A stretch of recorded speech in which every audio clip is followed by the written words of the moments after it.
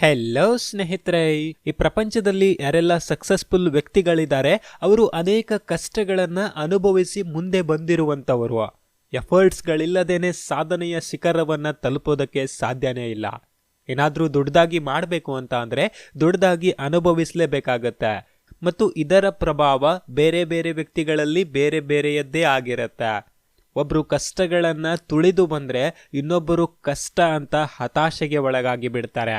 ಇದಕ್ಕೆ ಕಾರಣ ಎಲ್ರಿಗೂ ಡಿಫ್ರೆಂಟ್ ಮೆಂಟಾಲಿಟಿ ಇರುವಂಥದ್ದು, ಬೇರೆ ಬೇರೆ ಮೆಂಟಲ್ ಎಬಿಲಿಟಿ ಇರುವಂಥದ್ದು. ಭಾರತದ ಯಂಗೆಸ್ಟ್ IPS ಆಫೀಸರ್ ಸಫೀನ್ ಹಸನ್ ಅವರು UPSC ಎಕ್ಸಾಮ್ ಬರೀಬೇಕು ಅಂತ ಹೋಗುವಾಗ ಅರ್ಧ ಗಂಟೆ ಮುಂಚೆ ಆಕ್ಸಿಡೆಂಟ್ ಆಗತ್ತೆ. ಸಿಚುವೇಶನ್ ಸ್ವಲ್ಪ ಕ್ರಿಟಿಕಲ್ ಆಗಿತ್ತು, ಆದ್ರೂ ಕೂಡ ಅವರು ಎಕ್ಸಾಮ್ ಬರೆಯೋದಕ್ಕೆ ಹೋಗ್ತಾರೆ. ಅವ್ರೇನು ಹೇಳ್ತಾರೆ ಅಂತ ಅಂದರೆ, ನೀವು ಎಲ್ಲ ಕಡೆಯಿಂದ ಕೆಟ್ಟದಾಗಿ ಅನುಭವಿಸ್ತಾ ಇದ್ದೀರಾ ಅಂತ ಅಂದರೆ ಏನು ಮಾಡಬೇಕು ಅನ್ನುವಂತಹ ಆಪ್ಷನ್ನೇ ಕಾಣಿಸ್ತಾ ಇಲ್ಲ ಅಂತ ಅಂದಾಗ ನೆನ್ಪಿಡಿ, ಅದೇ ನಿಮ್ಮ ಹಣೆ ಬರಹವನ್ನು ಚೇಂಜ್ ಮಾಡುವಂತಹ ಮೂಮೆಂಟ್ ಆಗಿರುತ್ತೆ ಅಂತ. ಆ್ಯಂಡ್ ಇವನ್ ಥಾಮಸ್ ಆಲ್ವಾ ಎಡಿಸನ್ ಒಂದು ಬಲ್ಬನ್ನು ತಯಾರಿಸೋದಕ್ಕೆ 1000 ಬಾರಿ ಪ್ರಯತ್ನ ಪಟ್ಟರು, ಆವಾಗ ಸಕ್ಸಸ್ ಸಿಕ್ತು. ಅದೇ ಜಾಗದಲ್ಲಿ ಬೇರೆ ಯಾರಾದರೂ ಇದ್ರೆ ಗಿವ್ ಅಪ್ ಮಾಡ್ತಾ ಇದ್ರು ಅಲ್ವಾ? ಈ ಮಾತುಗಳಿಂದ ನಮಗೆ ಇವಾಗ ಅರ್ಥ ಆಗಿರಬೇಕು, ಸಕ್ಸಸ್ ಸಿಗಬೇಕು ಅಂತ ಅಂದರೆ ಮೆಂಟಾಲಿಟಿ ಸ್ಟ್ರಾಂಗ್ ಆಗಿರಬೇಕು ಅನ್ನೋದು. ಸೊ ಈ ವಿಡಿಯೋದಲ್ಲಿ ಮೆಂಟಾಲಿಟಿ ಸ್ಟ್ರಾಂಗ್ ಆಗೋದಕ್ಕೆ 5 ಹ್ಯಾಬಿಟ್ಸ್ಗಳನ್ನು ಕಲಿಯೋಣ. ಆ್ಯಂಡ್ ಈ ಹ್ಯಾಬಿಟ್ಸ್ಗಳು ಸಕ್ಸಸ್ಫುಲ್ ವ್ಯಕ್ತಿಗಳಲ್ಲಿ ಇರಲೇಬೇಕು. ನೀವು ಕೂಡ ಒಬ್ಬ ಸಕ್ಸಸ್ಫುಲ್ ವ್ಯಕ್ತಿ ಆಗಬೇಕು ಅಂತ ಅಂದರೆ ಈ ಮಾತುಗಳನ್ನು ನಿಮ್ಮ ಜೀವನದಲ್ಲಿ ಅಳವಡಿಸಿಕೊಳ್ಳೋದು ಮಾತ್ರ ಮರಿಬೇಡಿ. Number 1, B prepare for every situation. ಸ್ನೇಹಿತರೆ, ಜೀವನ ಅಂದರೆ ಕಷ್ಟ ಸುಖ ಇದ್ದೇ ಇರುತ್ತೆ. ಪ್ರತಿ ಸಾರಿ ನೀವು ಅನ್ಕೊಂಡಂಗೆ ಆಗತ್ತೆ, ಪ್ರತಿ ಸಾರಿ ನೀವೇ ಗೆಲ್ಲೋದು ಅಂತ ಅನ್ಕೊಂಡ್ರೆ ಅದು ನಿಮ್ಮ ಮೂರ್ಖತನ ಆ್ಯಂಡ್ ಇಂಪಾಸಿಬಲ್ ಕೂಡ. ಮೆಂಟಾಲಿಟಿ ಸ್ಟ್ರಾಂಗ್ ಆಗಿ ಇರುವಂಥವರು ಸೋಲು ಗೆಲುವು ಕಷ್ಟ ಸುಖ ಇವೆಲ್ಲದಕ್ಕೂ ರೆಡಿಯಾಗಿಯೇ ನಿಂತಿರ್ತಾರೆ. ಏನೇ ಕೆಟ್ಟದ್ದು ನಡೆದರೂ ಕೂಡ ಆದಷ್ಟು ಪಾಸಿಟಿವ್ ಆಗಿರೋದಕ್ಕೆ ಚಿಂತನೆ ಮಾಡ್ತಾರೆ ಮತ್ತು ಒಂದು ಸೊಲ್ಯೂಷನನ್ನು ಹುಡುಕಿಕೊಳ್ತಾರೆ ಕೂಡ.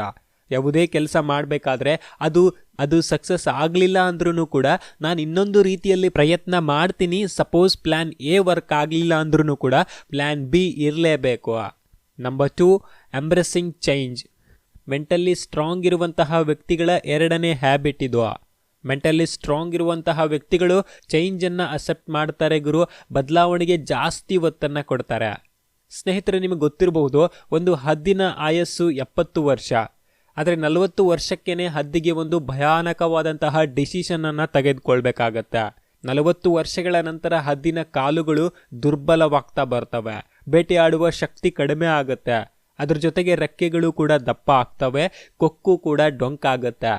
ಇಂತಹ ಸಿಚುವೇಶನಲ್ಲಿ ಆ ಹದ್ದಿಗೆ 2 ಆಪ್ಷನ್ಗಳು ಮಾತ್ರ ಉಳಿದಿರ್ತವೆ. ಒಂದು 40 ವರ್ಷಕ್ಕೇನೆ ಸಾಯೋದು, ಅಥವಾ ಇನ್ನೊಂದು ಒಂದು ಡಿಸಿಷನನ್ನು ತಗೊಳ್ಬೇಕು, ತನ್ನ ಲೈಫನ್ನು ತಾನು ಚೇಂಜ್ ಮಾಡಿಕೊಳ್ಬೇಕು. ಅಂದರೆ 150 ದಿನಗಳ ಕಷ್ಟವನ್ನು ಅದು ಅನುಭವಿಸಬೇಕಾಗತ್ತೆ. ಅದೇನು ಅಂದರೆ, ಈ ದಿನಗಳಲ್ಲಿ ಹದ್ದು ತನ್ನ ಕೊಕ್ಕೆಯಿಂದ ಒಂದು ಕಲ್ಲಿಗೆ ಎಷ್ಟು ಕುಕ್ಕುತ್ತೆ ಅಂದರೆ ಎಲ್ಲಿವರೆಗೂ ಆ ಕೊಕ್ಕೆ ಮುರಿಯೋದಿಲ್ಲ. ಆ ಕೊಕ್ಕು ಮುರಿದ ನಂತರ ಒಂದು ಹೊಸದಾಗಿ ಕೊಕ್ಕು ಬರುವವರೆಗೂ ಕೂಡ ವೇಟ್ ಮಾಡುತ್ತೆ.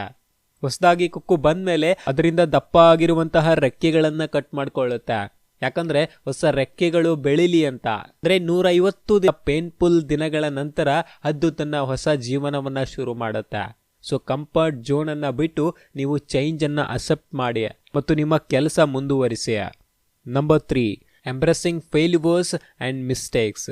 ಫ್ರೆಂಡ್ಸ್, ಮೆಂಟಲಿ ಸ್ಟ್ರಾಂಗ್ ಜನಗಳು ಫೇಲ್ಯೂರ್ಸ್ ಇಂದ ಭಯ ಪಡಲ್ಲ.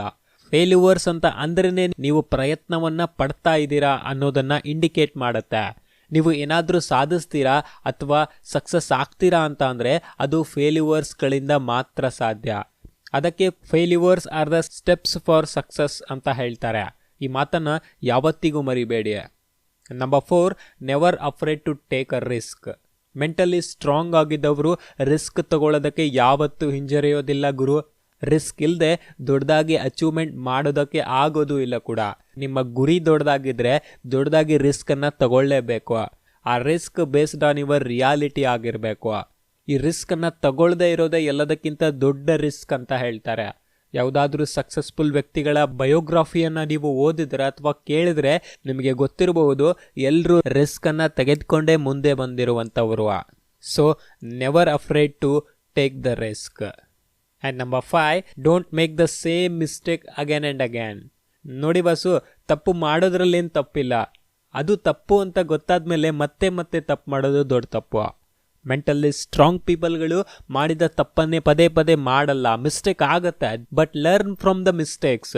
ಸೊ ಫ್ರೆಂಡ್ಸ್, ಓವರ್ ಆಲ್ ಲೈಫಲ್ಲಿ ಸಕ್ಸಸ್ಫುಲ್ ಆಗಬೇಕು ಅಂತ ಅಂದರೆ, ಮೆಂಟಲಿ ಸ್ಟ್ರಾಂಗ್ ಆಗಬೇಕು ಅಂತ ಅಂದರೆ ಈ ಮಾತುಗಳನ್ನು ನೀವು ಖಂಡಿತವಾಗ್ಲೂ ನೆನ್ಪಿಡಿ ಮತ್ತು ಇವುಗಳನ್ನು ನಿಮ್ಮ ಲೈಫಲ್ಲಿ ಅಳವಡಿಸಿಕೊಳ್ಳಿ ಒಂದು ಸಕ್ಸಸ್ಫುಲ್ ಜೀವನಕ್ಕಾಗಿ ಅಂತ ಹೇಳ್ತಾ ಈ ಒಂದಿಷ್ಟು ಮಾತುಗಳನ್ನು ಇಲ್ಲಿವರೆಗೂ ಕೇಳಿದ್ದಕ್ಕಾಗಿ ಧನ್ಯವಾದಗಳು.